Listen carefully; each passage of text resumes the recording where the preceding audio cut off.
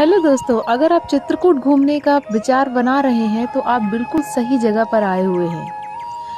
पर इसके लिए आपको वीडियो को पूरा अंत तक देखना होगा, क्योंकि कहीं भी जाने से पहले उसके बारे में अगर आप जान लें तो और इच्छा बढ़ जाती है और जिज्ञासा बढ़ जाती है। चित्रकूट में यूँ तो बहुत सी जगह हैं घूमने के लिए, लगभग आपको 3 से 4 दिन लगेगा अच्छे से घूमने के लिए। लेकिन जो प्रमुख जगह हैं उनके बारे में हम आपको बता देते हैं। प्रमुख जगहों में से 10 से 12 जगह हैं, जैसे रामघाट, हनुमान धारा, कामतानाथ मंदिर, अनुसुईया आश्रम, गुप्त गोदावरी, स्फटिक शिला, सबरी जलप्रपात, भरत मिलाप मंदिर, भरत कूप।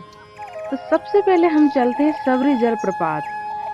सबरी जलप्रपात की खूबसूरती आपके दिमाग में हमेशा के लिए घर बना देगी। यहाँ घने जंगलों से निकलता हुआ पानी चट्टानों में बहते हुए आगे जाकर एक झरने का रूप ले लेता है, जहाँ 3 पानी की समांतर धाराएं 40 फीट की ऊंचाई से नीचे गिरती हैं, जो कि आगे जाकर एक 60 फीट के चौड़े तालाब में तब्दील हो जाता है। अगर आप श्री राम जी के भक्त हैं तो आप सबरी को तो जरूर ही जानते होंगे। श्री राम जी जिन्होंने सबरी के झूठे फल खाए थे, झूठे बेर खाए थे, रामायण में भी उसका वर्णन आता है। तुलसी जी के शब्दों में अगर देखें तो ताहि दे गति राम उदारा, सबरी के आश्रम पगुधारा। सबरी देखी राम गृह आए, मुनि के वचन समझ जिय भाई। कंद मूल फल सुरस के दिए राम कहुआन, प्रेम सहित प्रभु खाए, बारंबार बखान। आइए अब हम लक्ष्मण पहाड़िया चलते हैं। लक्ष्मण पहाड़िया पे खम्भे बने हुए हैं जिन्हें भेंटना होता है। कहा जाता है यहाँ पर राम जी ने भरत जी को गले लगाया हुआ था। लक्ष्मण पहाड़िया पर लक्ष्मण जी के प्राचीन चरण चिन्ह अंकित मिलेंगे। ये चित्रकूट का पूरा जगह राम लक्ष्मण सीता जी के प्राचीन इतिहास से भरा हुआ है। जो श्री राम जी के भक्त हैं उन्हें यहाँ आकर बहुत ही अच्छा लगेगा।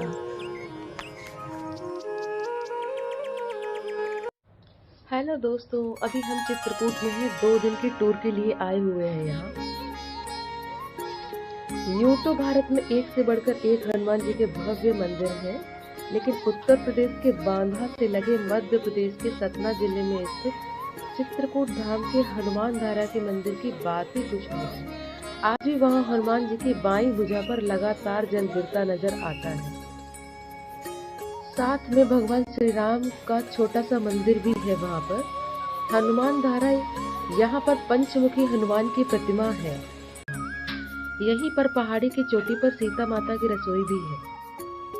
हनुमान धारा का जल शीतल और स्वच्छ है। 365 दिन ये जल आता रहता है। ये जल कहाँ से आता है ये किसी को भी जानकारी नहीं है। यदि किसी व्यक्ति को दमा की बीमारी है तो यह जल पीने से काफी लोगों को लाभ मिला है। यह मंदिर पहाड़ी पर स्थित है। बहुत सुंदर दिव्य मूर्ति है। इसके दर्शन से हर व्यक्ति का तनाव मुक्त हो जाता है तथा मनोकामना भी पूर्ण हो जाती है। इस धारा का जल हनुमान जी को स्पर्श करता हुआ बहता है, इसीलिए इसे हनुमान धारा कहते हैं।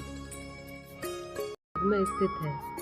पहाड़ के सहारे हनुमान जी की एक विशाल मूर्ति के ठीक सिर पर 2 जल के कुंड हैं, जो हमेशा जल से भरे रहते हैं और उनमें से निरंतर पानी बहता रहता है। पहाड़ी के शिखर पर स्थित हनुमान धारा में हनुमान की एक विशाल मूर्ति है। मूर्ति के सामने तालाब में झरने से पानी गिरता है। अब यहाँ से शुरू होता है मंदिर में प्रवेश। ये है हनुमान जलधारा। ये है पंचमुखी हनुमान जी का मंदिर।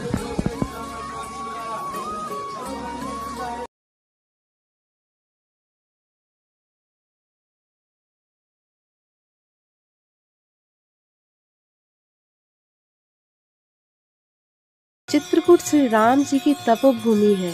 कहा जाता है जब श्री राम जी को 14 वर्ष का वनवास हो गया था, तब उन्होंने 11 वर्ष 11 महीने लगभग 11.5 वर्ष तक चित्रकूट में रहकर अपना समय व्यतीत किया और बहुत सारी शक्तियां अर्जित की। चित्रकूट में कई सारे धार्मिक स्थल हैं, कई सारे धार्मिक मंदिर हैं। उन्हीं में से एक ये मंदिर है कामतानाथ जी का।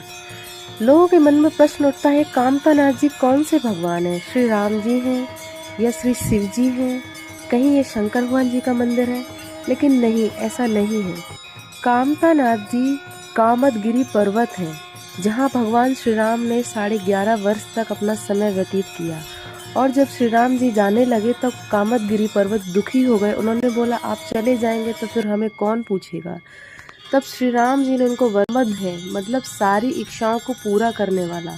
श्री रामचरितमानस में संत शिरोमणि गोस्वामी तुलसीदास जी ने भी कामदगिरी पर्वत की महिमा का बखान करते हुए कहा है, कामद वे गिरि राम प्रसादा अवलोकत अपहरत विषादा। मर्यादा पुरुषोत्तम भगवान श्री राम के इसी वरदान की महिमा के कारण प्रति वर्ष देश भर से करोड़ों श्रद्धालु चित्रकूट पहुंचकर मंदाकिनी नदी में स्नान करके अपनी मनोकामनाओं की पूर्ति के लिए कामदगिरी पर्वत की 5 कोशीय परिक्रमा लगाते हैं। कामदगिरी पर्वत के परिक्रमा मार्ग में कई प्रसिद्ध मंदिर भी स्थित हैं। उनमें से एक है चरण पादुका मंदिर या भरत मिलाप मंदिर। यह वही स्थान है जहां भगवान राम के छोटे भाई भरत उन्हें अयोध्या वापस ले जाने के लिए आए थे, लेकिन भगवान राम ने वनवास पूरा करना ही स्वीकार किया। इस पर भरत ने भगवान राम के चरण पादुकाएं मांग ली थी और ये घोषणा की थी, भगवान राम की अनुपस्थिति में राज सिंहासन पर ये चरण पादुका ही सुशोभित होंगी। चित्रकूट में कई सारे धार्मिक स्थल हैं, जैसे कि अनुसुईया मंदिर है, गुप्त गोदावरी है, हनुमान धारा है, राम घाट है।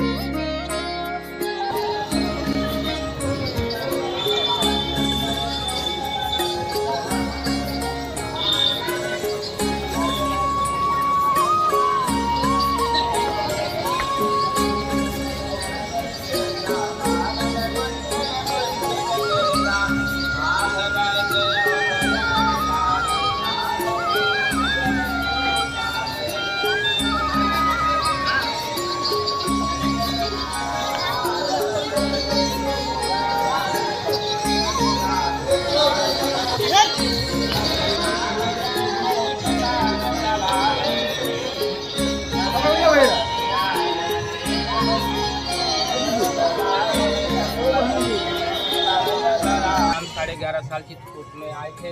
इस मंदाकिनी पे स्नान करते थे। निस दिन कामतनाथ की परिक्रमा करते थे। राम लला सीता जानकी माता तीनों को 11.5 साल का वनवास था। और जो कि 11.5 साल में असली सीता आगिन में रह जाती है। राम के साथ में माया के सीता बन के पंचवटी नासिक को गए थे, तो 2.5 साल में कुटिया वहाँ भी बनाए थे। वहीं से लोकल सीता रावण हरण किया था। असली सीता आग शक्ति माता थी, उसको रावण छू ही नहीं सकता था, ताकि असली सीता आगिन में तरु निवासा चित्रकूट में रह गई। यहाँ से परछाई सीता की गई थी। ये भगवान राम ने 11.5 साल यहाँ वनवास बिताए। ये आए हैं रामघाट है। इस मंदाकिनी को भगवान राम कायदे रूप से स्नान किया। चलो चलो बेटा आगे भी स्नान। फिर भगवान राम ने 11.5 साल स्नान किए और ये सती अनुसुईया माता ने इस मंदाकिनी को प्रकट किया। सती अनुसुईया के पति देव अत्रि मुनि थे, उन्हीं को प्यास लगा था, तब उनके जो परीक्षा करने के लिए ब्रह्मा विष्णु महेश आए थे, 6 महीना के बालक बनाया था। ये सती अनुसुईया माता है।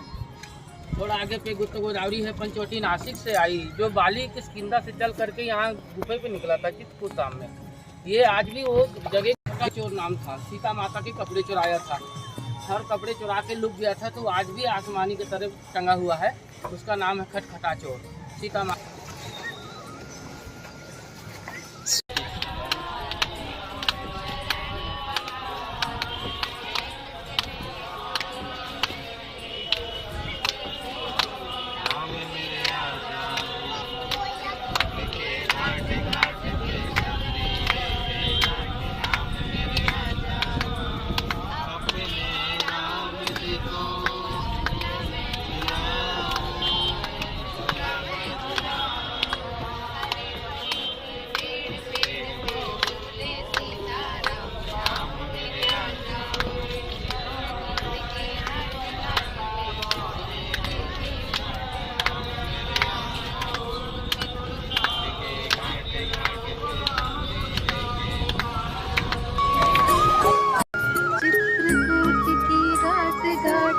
सबरी देखे बाट, राम मेरे आ जाओ।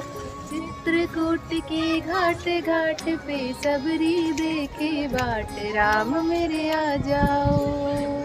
अपने राम को मैं कहाँ मैं बिठाऊं, कहाँ मैं बिठाऊं। घाट घाट पे सला पुराना था, पुराना था। राम मेरे आ जाओ। टूटी फूटी खाट खाट पे बिछा पुराना घाट, राम मेरे आ जाओ। आज हम आपको लेकर चलते हैं माता अनुसुईया जी के मंदिर में। मंदिर जाने से पहले आपको लगभग आधा किलोमीटर की ये दूरी पैदल ही तय करनी पड़ेगी, क्योंकि गाड़ी पार्किंग में ही लग जाती है। उसके बाद ये तरह तरह की दुकानों को देखते हुए कब समय निकल जाता है पता भी नहीं चलता। आधा किलोमीटर कब कम हो गया, कब खत्म हो गया। इतनी सुंदर सुंदर चीज़ों की दुकान, ये चूड़ियाँ, कंगन, बैग्स और कई तरीके के ट्रेडिशनल चीज़ें। वहाँ पे घोड़े की नाल की अंगूठी की काफ़ी महिमा है। इनको ही देखते देखते रास्ता आराम से कट जाती है। और बगल में इतने घने जंगल हैं, उसी के बगल में मंदाकिनी नदी है। ये लेटे हुए हनुमान जी का मंदिर है, ये सिद्ध मंदिर है। ये सब रास्ते में ही पड़ेगा, पार्किंग और मंदिर के बीच में हो जाएगा। ठीक से थोड़ी ही दूर पर स्थित है सती अनुसुईया जी का आश्रम, जहाँ पर माँ विराज। दोस्तों, अगर आप चित्रकूट धाम की यात्रा पर हैं और सती अनुसुईया आश्रम जाना चाहते हैं, तो सबसे बेहतर विकल्प ये रहेगा कि आप रामघाट पर जाकर 4 धाम के लिए टेम्पो या ऑटो कर लें, जो कि प्रति व्यक्ति मात्र 100 रुपए लेंगे। ये ऑटो वाले आपको चित्रकूट के प्रमुख 4 धामों की यात्रा करवाते हैं। ये लगभग 4 से 5 घंटे में यात्रा पूरी हो जाती है। इन यात्राओं में वह आपको कामतानाथ, जानकी कुंड, गुप्त गोदावरी, सती अनुसुईया कर लाते हैं।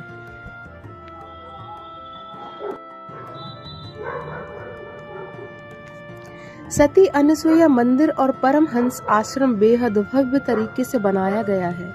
सामने स्थित मंदाकिनी नदी और घने जंगलों को देखने पर मन प्रसन्न हो जाता है। मंदाकिनी नदी के ठीक सामने स्थित है अनुसुईया मंदिर, जिन्हें हम परमहंस आश्रम के रूप में जानते हैं। यह मंदिर ऊंची पहाड़ी के किनारे पर बना हुआ है। इस मंदिर के बाहर और अंदर का नजारा बेहद ही सुहावना है। आप यहाँ पर जाकर अपने आप को प्राकृतिक के सबसे करीब महसूस करते हैं।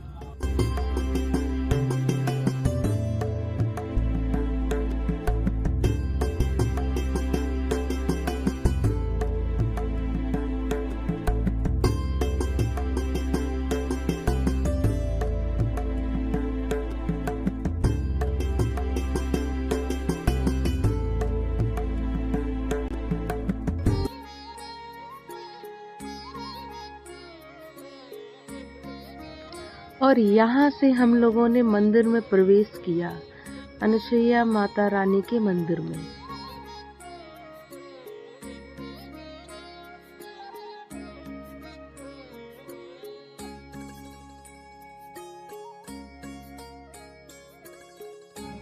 मंदिर में प्रवेश करते ही अनुसुईया माता के जीवन काल को चित्रित किया गया है।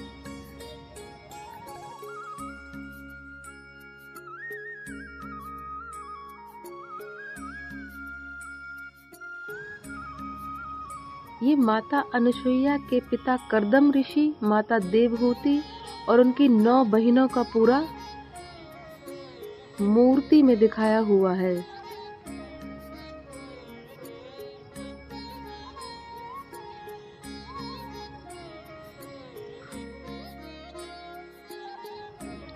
जैसा जैसा मूर्तियों में दिखाया हुआ है वैसा ही बिल्कुल साफ साफ लिखा भी हुआ है। जैसे कि यहाँ पर माता रानी ने कैसे मंदाकिनी नदी को अवतरित किया उसका बना हुआ है। और अनुसुईया माता रानी के मंदिर में पूरी रामायण के मूर्ति बनी हुई है। श्री राम जी के जन्म से लेकर उनके स्वयंवर से लेकर सुंदरकांड से लेकर पूरा रावण तक का पूरा सब कुछ मूर्ति में बना हुआ है। और कई सारी रामायण की चौपाइयाँ भी लिखी हुई हैं। ये माता अनुसुईया का विवाह का था।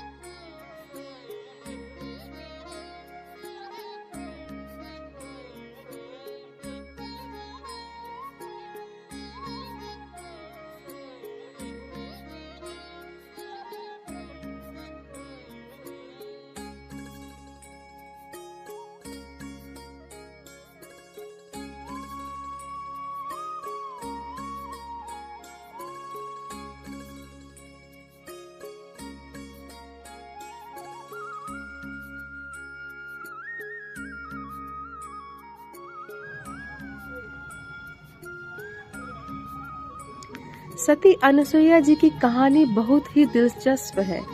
वह महर्षि अत्रि जी की पत्नी थी जिन्होंने तपस्या करके अनेक सिद्धियां अर्जित कर ली थी। एक बार त्रिदेव यानी ब्रह्मा जी, विष्णु जी और महेश जी ने सती अनुसुईया जी की परीक्षा लेने की कोशिश की और ऋषियों के रूप में सती अनुसुईया जी के सामने प्रकट हुए।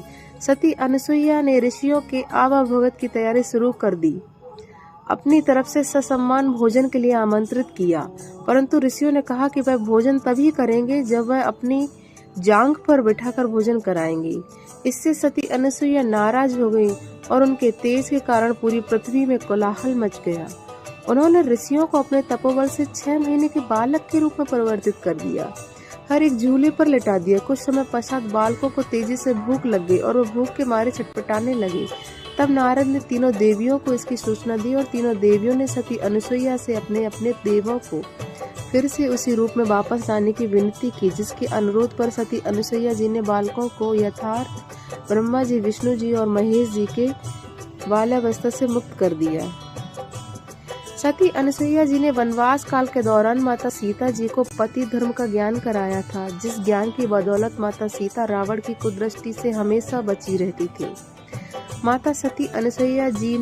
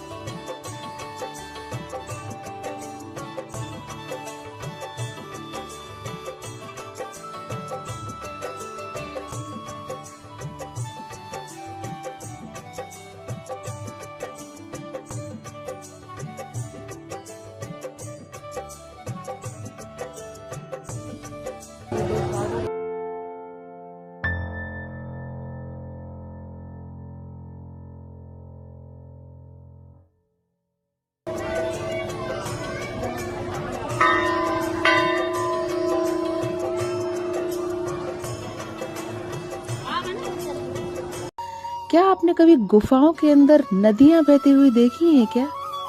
जी हाँ, रहस्यमयी गुप्त गोदावरी चित्रकूट में।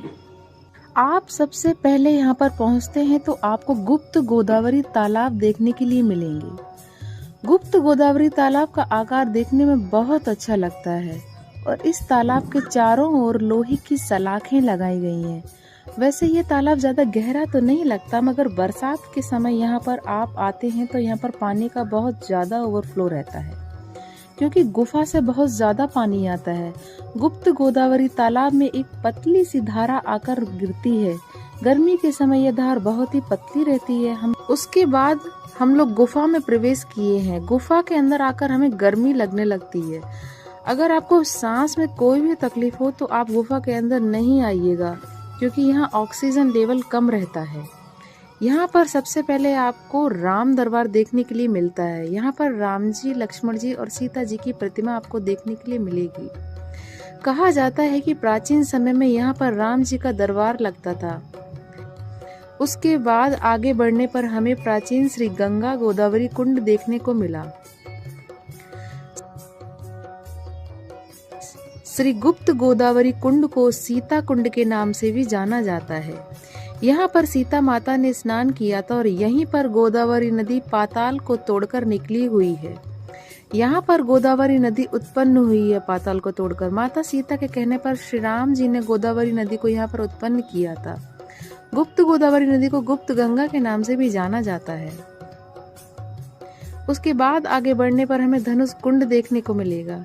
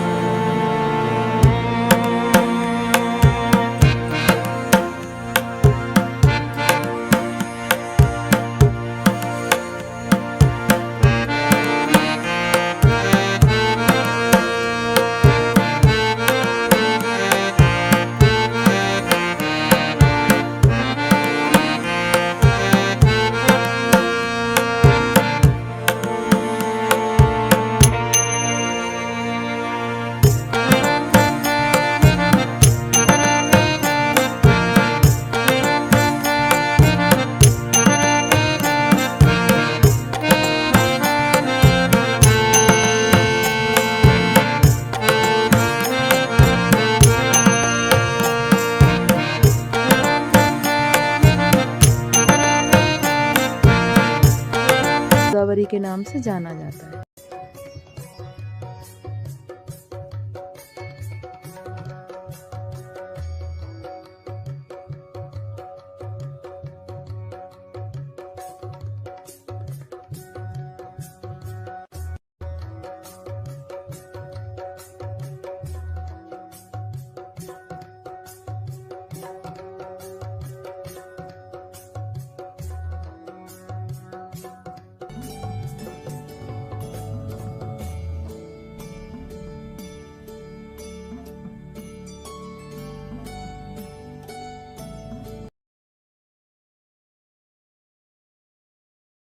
भरत मिलाप मंदिर चित्रकूट में स्थित एक प्रसिद्ध मंदिर है।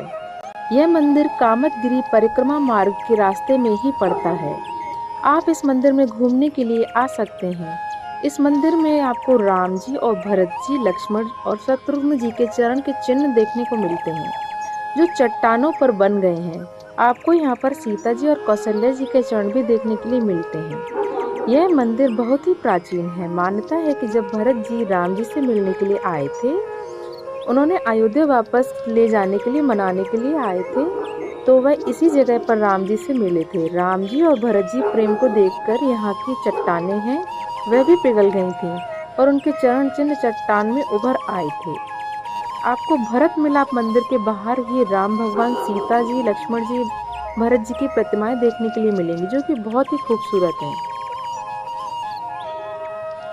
आपको भरत मिलाप मंदिर में तुलसीदास जी की प्रतिमा भी देखने के लिए मिलेगी। चित्रकूट रघु नंदन छाए, समाचार सुनी सुनी मुनि आए। चित्रकूट रघु नंदन छाए, समाचार सुने सुने मुनि भाए, चित्रकूट रघु नंदन छाए, समाचार सुन सुने मुनि आए। आवत देखे मुदित मुनि वंदा, हीन दंडवत रघुकुल नंदा, हीन दंडवत रघुकुल नंदा।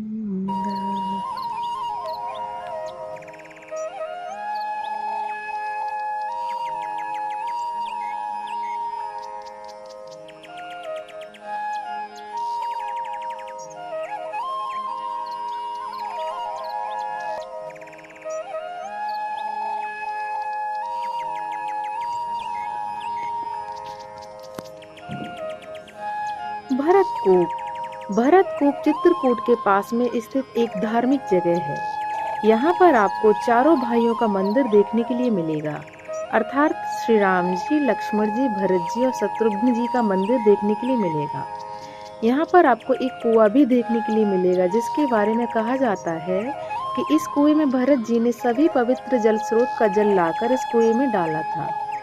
इस कुएं के बारे में लोगों की मान्यता है कि इस कुएं का जल बहुत ही ज्यादा पवित्र है और इस कुएं के जल से अगर आप स्नान करते हैं तो आपको भी रोग नहीं होंगे, वह नष्ट हो जाते हैं। इस कुएं के जल को लोग पीते हैं और अपने साथ भरकर ले जाते हैं। भरत जी ने सभी तीर्थ स्थलों के पवित्र जल को इस कुएं में डाला था, इसलिए इस कुएं को भरतकूप के नाम से जाना जाता है।